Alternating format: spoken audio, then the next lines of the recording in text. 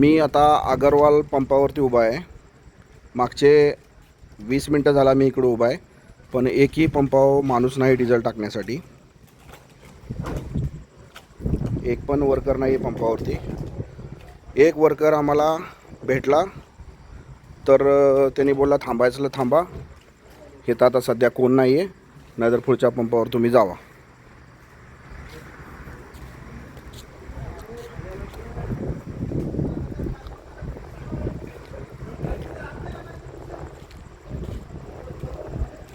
Agarwal agency and sons.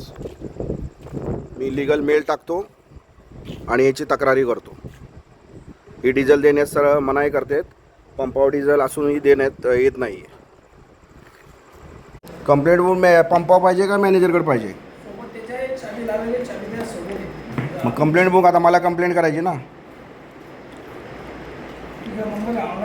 नाही online नाही करायची, मला बुकमध्ये करायची. फोन कर ना मॅनेजरला, फोन कर ना. त्याची भाषा बघ ना, त्याची काय आहे ते.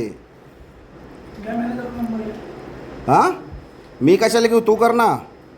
घ्या मॅनेजरचा नंबर, करा कॉल. पुढच्या पंपावर जावा, टाकायसले टाका, थांबायसले थांबा. मालक नाही व्हायचे रे दादा. सगळे काय रोड छाप येत नाही तिथं. द्या ना. तू किती वाजल्यापासून असू ते तुझं काम तू करतोय, त्याचे पैसे घेतो, बरोबर आहे.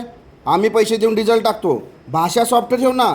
तू ज्या वेळेला आला ना, आम्हाला सांगितलं जेवण करतात, आम्ही निघून गेलो. तुला काय बोललं पण नव्हतं, पण तुझी भाषा किती वेगळी होती. तुझा काय संमत आहे बोलायचा? टाकासला टाका ना, तर पुढच्या पंपात जावा, डिझेल नाही भेटणार. तू मालक आहे पंपाचा. मग तुझी कशी भाषा आहे वेगळी वेगळी?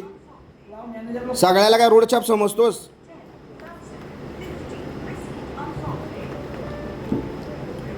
सगळ्यांना गरज नसते, एवढं ध्यानात ठेवायचं. तुझ्या मालकाचे काय धंदे लावायचे ते आम्हाला चांगले करते. किती तुझा शहाणा असू दे मालक, आम्हाला फरक पडत नाही त्याचा, कारण आम्ही डिझेल पैसे टाकून घेऊन जातोय. आम्ही काय फ्री मागायला नाही आलो. पण तुझी भाषा आहे ना, जेवढं आहे तेवढ्यात बोललं पाहिजे. तुला जेवायचं, तू जेवायला पाहिजे होता.